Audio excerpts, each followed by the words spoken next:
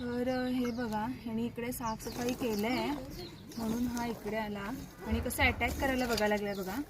एवढंसं आहे पण कसं रागिष्ट आहे आणि असं मी ह्याला आता हळू पकडलेलं आहे.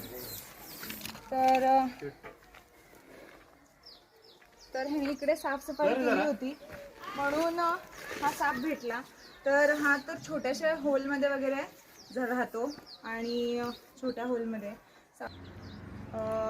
तर आम्ही आता विद्यानगरमध्ये आहे आणि हा जर नाग आणि धामण असला असता तर मोठ्या होलमध्ये वगैरे राहतो आणि तोंड बाहेर काढून सारखा आतसुद्धा जातो. तर हा घोणस छोट्या होलमध्ये राहतो.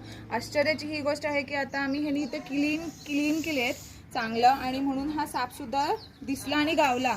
तर छोट्या होलमध्ये राहतो. आता अर्ध्या तासामध्ये आम्ही हा दुसरा साप पकडायला लागलो. घोणसच आहे, तो सुद्धा आम्ही घोणसच पकडला.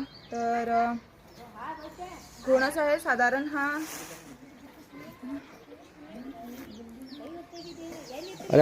साधारण हा 4 वर्षाचा साप असू शकतो आणि घोणस आहे. आता सुद्धा त्यांनी मागून आम्हाला विचारायला लागले कुठला साप आहे म्हणून.